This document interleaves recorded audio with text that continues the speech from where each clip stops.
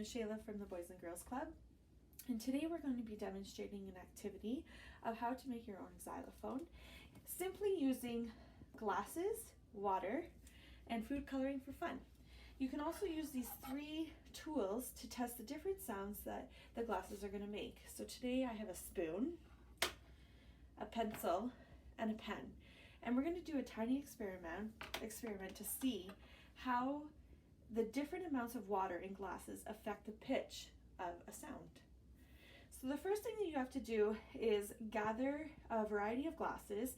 Typically they want them to be the same size, roughly at least, and you're going to fill them with different amounts of water. So as you can see, the first one I have here is filled very little with a tiny amount of water, and I have varying amounts throughout the different glasses.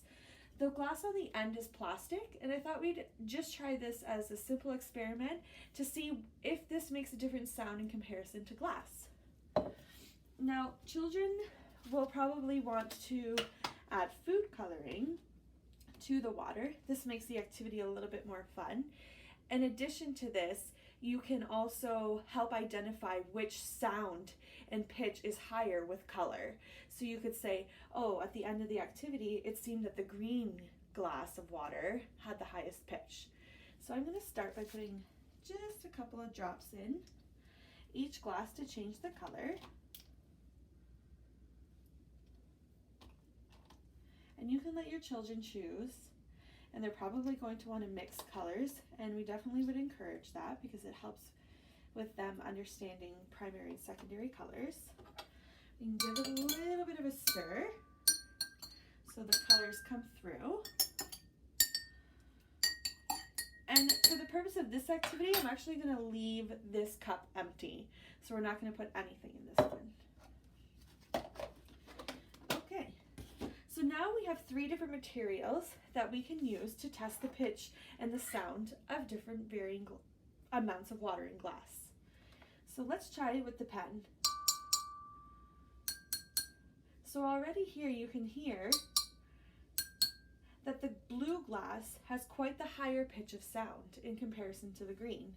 Now if we compare blue to yellow,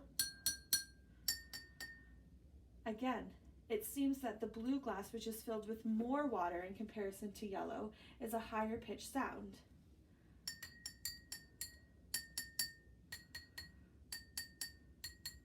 That one sounds very similar, and it could be because of the water is a lot closer in amount in comparison from yellow to blue.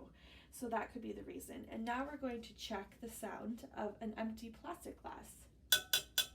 And that makes quite the different sound. You don't hear much of a pitch on a plastic glass. Now you can ask your children to experiment the different sounds using a pencil. And it appears that the sound is a little bit lower in tone. And this could be because the pencil is made out of wood in comparison to plastic.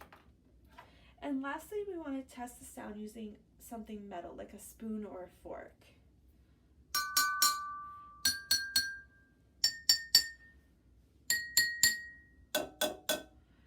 So this is interesting to see that when you use the spoon, it sounds like the sound is higher, it's louder, and the pitch is more clear. A nice way to finish the activity is to encourage your children to make a song. They can make their own beat. They could try and do Twinkle Twinkle.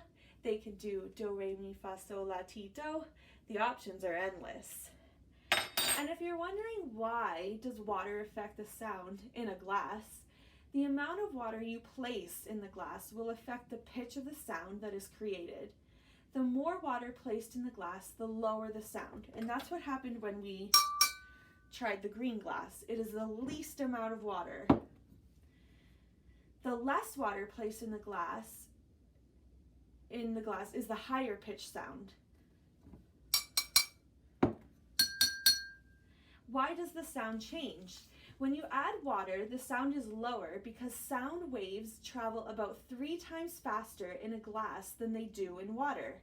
When water is added to a glass, part of the vibrating wave travels through the water instead of through the glass. And that's our science fun today, folks.